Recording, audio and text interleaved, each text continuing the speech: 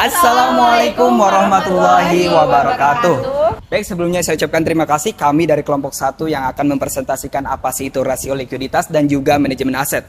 Tetapi sebelum kita memasuki presentasi yang pertama, pemateri yang pertama, kita perkenalan dulu nih. Siapa sih pemateri-pemateri yang dari kelompok 1 yang sangat memukau dan sangat menjanjikan dan tentunya sangat bisa memberikan materi yang sangat berguna untuk kalian semuanya.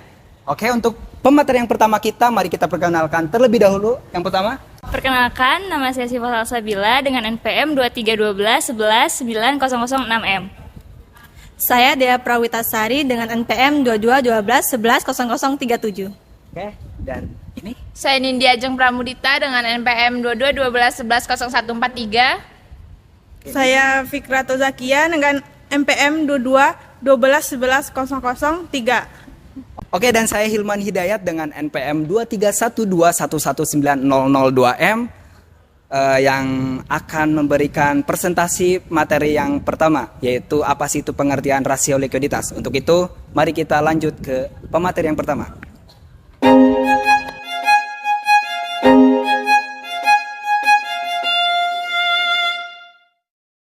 Oke, di sini saya akan menjelaskan apa sih itu pengertian rasio likuiditas. Rasio likuiditas adalah sebuah rasio yang dapat menentukan bagaimana si perusahaan tersebut dapat memenuhi sebuah kewajiban atau hutang perusahaan.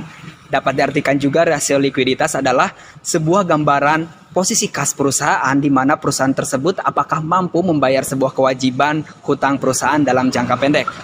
Dalam menentukan rasio likuiditas ini, kita tidak dapat menentukan dalam 1 kali atau 2 kali percobaan, tetapi akan terus dilakukan secara terus-menerus sampai menemukan apa sih itu rasio likuiditasnya.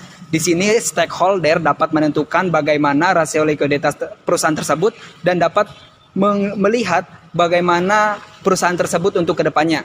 Oke, di sini ada beberapa manfaat dari rasio likuiditas. Yang pertama, membantu melihat gambaran apa saja sih posisi keuangan dalam rasio likuiditas.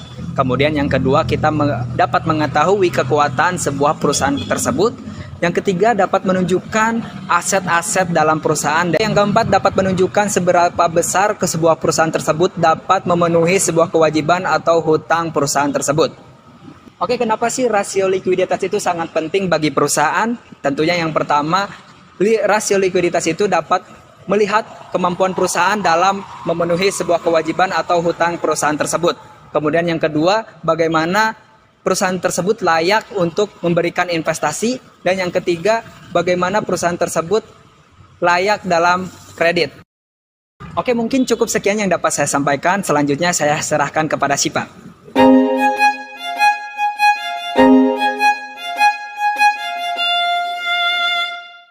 Halo semuanya, saya Syifa Salsabila. Saya akan menjelaskan jenis dan rumus rasio likuiditas. Cara menghitung rasio likuiditas ada 2 cara, yaitu dengan current ratio dan quick ratio. Nah, apa itu current ratio dan quick ratio? Current ratio adalah rasio likuiditas yang mengukur kemampuan perusahaan yang membayar hutangnya dalam jangka waktu 1 tahun. Nah, sedangkan quick ratio adalah pencerminan perusahaan dalam melunasi utang-utang jangka lancar ataupun utang jangka pendek yang diperoleh dari aset-aset perusahaan. Rumus current ratio bisa dilihat di gambar berikut, yaitu current ratio sama dengan aset lancar dibagi utang lancar. Sedangkan quick ratio bisa dilihat dari gambar di samping, yaitu aset lancar dikurangi persediaan dibagi utang lancar. Current ratio sama dengan aset lancar dikurangi utang lancar sama dengan 60 juta dibagi 30 juta sama dengan 2. Artinya kemampuan perusahaan untuk membayar utang lancar dengan aset lancar yang ada sebesar 2,1 atau 200% atau setiap Rp1 utang lancar dijamin dengan aset lancar sebesar Rp2. Sedangkan quick ratio sama dengan aset lancar dikurangi persediaan dibagi utang lancar sama dengan 60 juta dikurangi 25 juta dikurangi 30 juta sama dengan 1,167. Artinya kemampuan perusahaan untuk membayar utang lancar dengan aset lancar tanpa persediaan sebesar 1,167 atau 116,7% atau setiap Rp1 utang lancar dapat dijamin dengan aset lancar tanpa persediaan sebesar Rp1.167. Nah, begitulah rumus-rumus rasio likuiditas. Selanjutnya akan dibahas mengenai materi manajemen aset oleh Dea.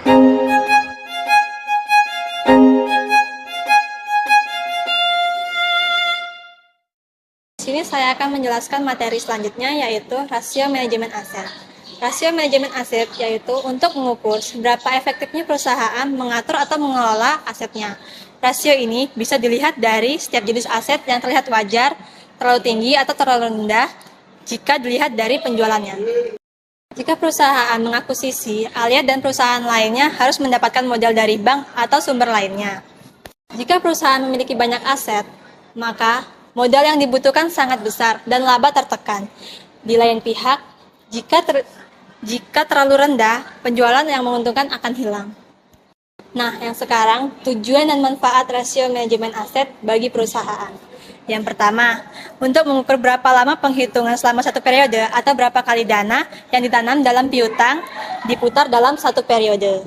Yang kedua, untuk menghitung hasil rata-rata penagih piutang, di mana hasil ini menunjukkan jumlah hari atau beberapa hari piutang tersebut rata-rata tidak dapat ditagih. Nah, yang ketiga, untuk menghitung beberapa hari rata-rata persediaan tersimpan dalam gudang.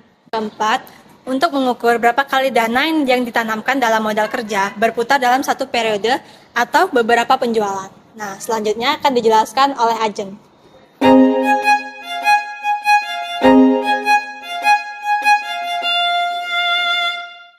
Selanjutnya kita akan membahas tentang rasio perputaran persediaan. Apa sih rasio perputaran persediaan itu? Jadi, rasio perputaran persediaan adalah rasio yang biasanya digunakan untuk mengukur seberapa lama waktu yang dibutuhkan oleh perusahaan untuk menjual persediaannya. Jadi, semakin cepat persediaan itu terjual, maka itu akan mempengaruhi laba yang dihasilkan dan mempengaruhi return on investment. Intinya, semakin cepat persediaan itu terjual, maka semakin efisien perusahaan tersebut dalam mengelola perusahaannya. Rumus perputaran persediaan. Rumus untuk mencari perputaran persediaan yaitu penjualan dibagi persediaan. Seperti pada contohnya, pada tahun 2015, jumlah penjualannya itu sebesar $3.000, sedangkan persediaannya ada $615. Yang kalau dibagi itu hasilnya 4,9 kali. Dan pada tahun 2014, persediaannya berjumlah $2.850 dan persediaannya $415. Yang kalau dibagi itu hasilnya 6,9 kali. Sedangkan rata-rata industrinya itu 10,9 kali. Nah, artinya perusahaan ini belum mampu mencapai rata-rata industri yang dibutuhkan. Kalau kita lihat juga pada tahun 2014 ke tahun 2015 ini mengalami penurunan, itu karena ada penambahan persediaan di tahun 2015, sedangkan penjualannya hanya bertambah $150.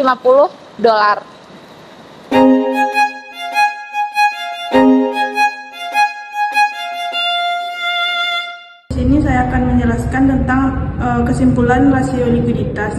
Rasio likuiditas yaitu mengukur kemampuan perusahaan membayar kewajiban yang segera jatuh tempo pada saat ditagih. Semakin tinggi nilai rasio likuiditas, semakin baik kemampuan sebuah perusahaan untuk membayar utang jangka pendeknya, alias utang lancar. Rasio likuiditas perusahaan dikatakan baik apabila memiliki rasio di atas 1,0. Sebaliknya, jika nominal rasio likuiditasnya berada 1,0, misalnya 0,9, 0,8, dan seterusnya, maka perusahaan tersebut nyatakan mengalami likuiditas atau terkendala dari segi pemenuhan kewajiban. Sekian, terima kasih.